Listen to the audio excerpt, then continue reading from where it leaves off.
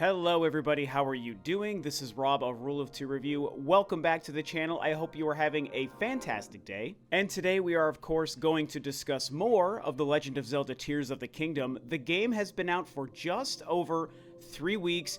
It's a huge deal. We all love it, or I should say most of us love it. There are certainly some detractors out there, and that's okay. Not every game is for everyone, but most of us love it. I personally adore the game. I have so many wonderful things I want to say about it and have been saying about it. However, what I want to discuss in this video is probably the one thing, the one really big thing that I personally wish the game did a little bit better. So like I said, to me the game is absolutely wonderful. It is doing pretty much everything I could have wanted it to do and more, and I am consistently blown away with it. I myself have not yet completed it. I've put in about, I think the last time I checked said 80 or maybe it was 85 hours into the game, so I haven't even crossed that 100-hour mark yet.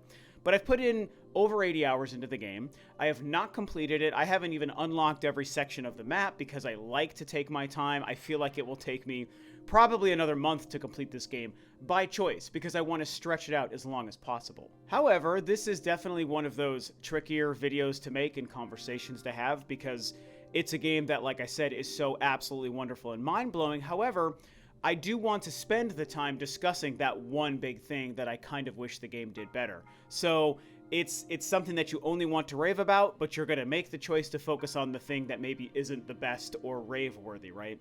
But I think that that's the interesting way that we can dissect games that we're enjoying and games that are really good or not so good or whatever.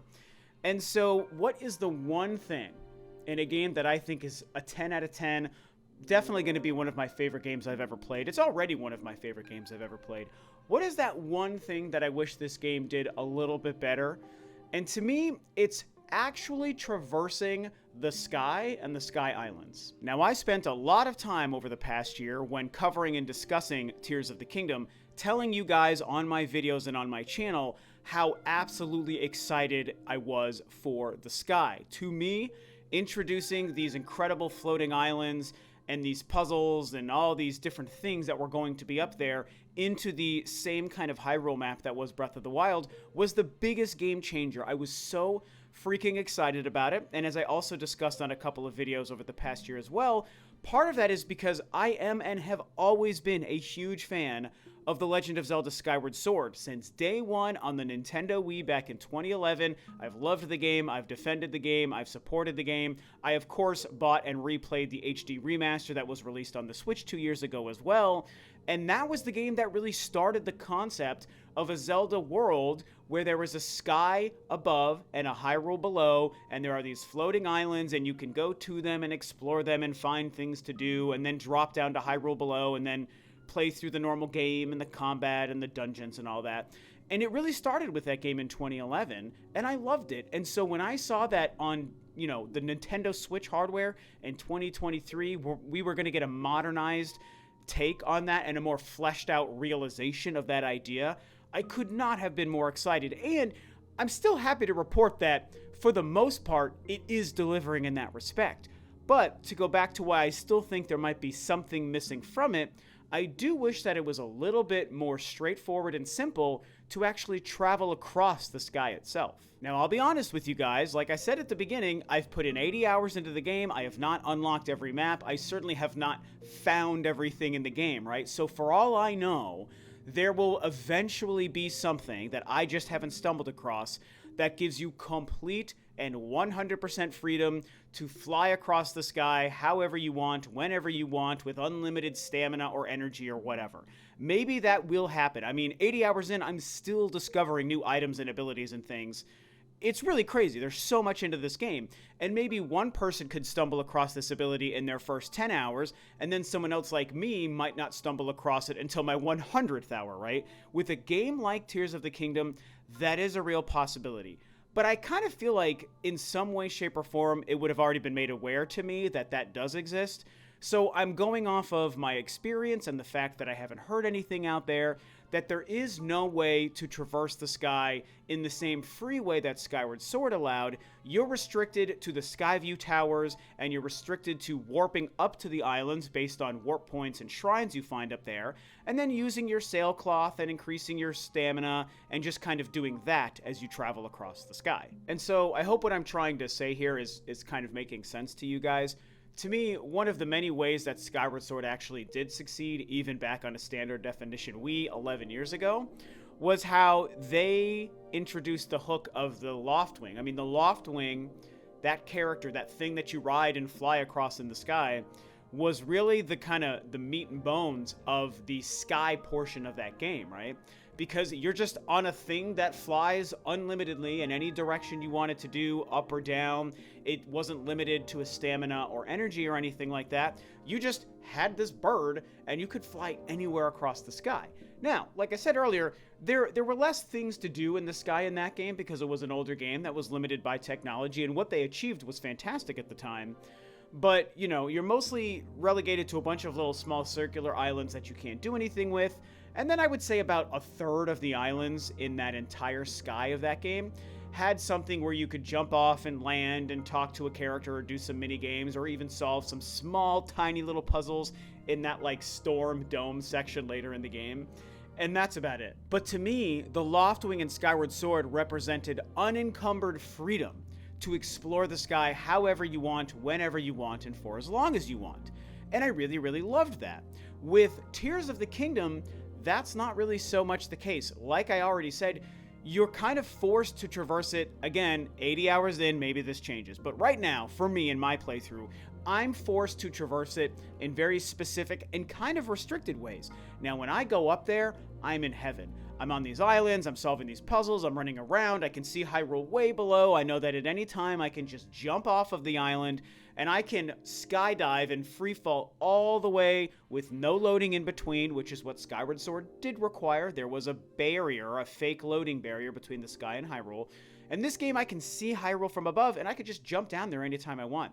That's amazing. I love being in the sky in this game, and I love using the ascend ability to kind of crawl higher and higher up some of the more intricate islands and puzzles that exist. It's just mind-blowing to me. But if I want to just be in the sky for hours and hours on end and not have to just warp around, I can't do that. I have to either warp, which to me is a little bit less exciting if I want to just kind of exist in the sky and actually traverse across it and fly across it.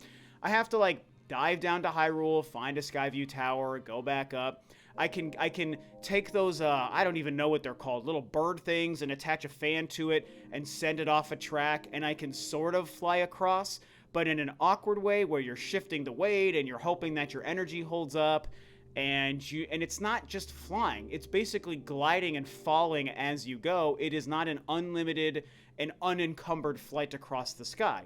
It's cool, and I do enjoy doing it, but it's not the same as what Skyward Sword gave us with the Loftwing.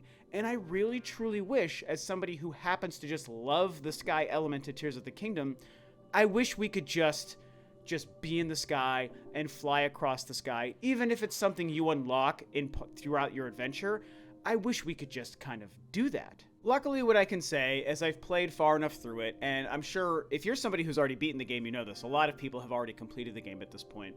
You know, you do, as you make it farther and farther through the game, you unlock more Skyview Towers, you find other shrines and warp points that exist up in the sky, and you do eventually open up more and more freedom and the ability to kind of traverse across. And I realized pretty early on, okay, I should focus on increasing my stamina meter more than my hearts, because you have to rely so much on your sailcloth or your glider or whatever it's called, the glider thing. You rely so much on that to be able to kind of go from island to island, even in the sky, that you use those tricks. More warp points, more Skyview Towers, larger stamina for your glider, and you can have a bit more freedom traversing the sky than when you start, for sure. And so that is nice. And again, I'm loving it. I'm doing it a lot. I love being up there and seeing all the islands in the distance and Hyrule below. But it still isn't the same as just give us a damn bird. Give us some kind of weird Hyrulean plane that we can, like, fly or something. You know, those little glider things that you put fans on, they just don't get the job done. Just for me, you know, everyone's different. Maybe you love them and that's okay. But just speaking from my own perspective and enjoyment, it's not the same to me. And so I definitely have to lament the fact that in a game that I think is a 10 out of 10, and a game that is ultimately finalizing the vision that Skyward Sword began 11 years ago, it's still missing that one crucial element to me. And like I said, if I end up discovering before I complete the game that there is an ability or an item or something you unlock that does give you that freedom of flight that Skyward Sword gave you, that will certainly help. And I'll maybe make a follow-up video explaining it, because like I said, maybe it's something that you could find at any time and I just happened to have not stumbled across it yet. It's the nature of how these games are built, right? But without it, it just feels like it's missing that little bit of something. Thank God I have a lot of Skyview towers and warp points unlocked, so I can go up there whenever I want and just, you know, finagle my way through the sky and spend time up there as I please. But I just wish that they found a better way to do this. Luckily, what I will say, one last point here, is that as I've started to explore the depths more and more, I really have to appreciate how they've done that. It's obviously very different than traversing the sky, but the depths is just one huge map that's just like Hyrule above it, and as far as I can see in my time so far, there's no limitations other than how you have access to light, but you can work around that.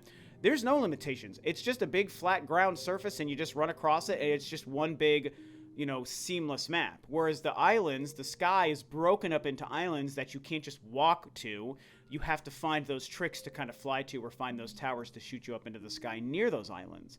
And so props to what they did with the depths, because the depths turned out to be really cool. And once I really started allowing myself to spend some time down there and explore it and find some of the quests and unlock the things, and I found a freaking temple down there which I had no idea existed, that stuff is amazing. So it adds more to why I still think this game is a masterpiece and a 10 out of 10, even though my favorite element, the sky, has this restrictive element that I'm still kind of working around. The game is still incredible. The sky is great for what it is. I love being up there. The depths is mind-blowing, and just the game itself is incredible. So I'll be curious to hear from you guys if any of you feel the same way. Try not to spoil too many things, but if you already know if there's an ability I haven't found, maybe you can hint at that in some way, shape, or form if there's something I'm just not aware of here. I've tried to avoid, you know, major gameplay spoilers now that the game is out and I'm playing through it, so I don't know, do you guys feel the same thing? Maybe you don't. Maybe you don't really care about the sky. Maybe you don't miss having a loft wing to fly around. Maybe you hated Skyward Sword, so you don't even like the comparison.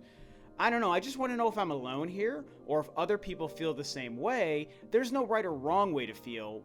It's just how I feel, right? That's the whole point of my video and my channel, is to just share how I feel about these things. So I want to know if I'm the only one with this experience who's desiring more freedom in flying through the sky, or if pretty much everyone else is satisfied with it and I'm the one weirdo out here finding something to complain about in an otherwise perfect game, you know? So that's what I think. Share what you guys think below, and I'll see you next time on another video.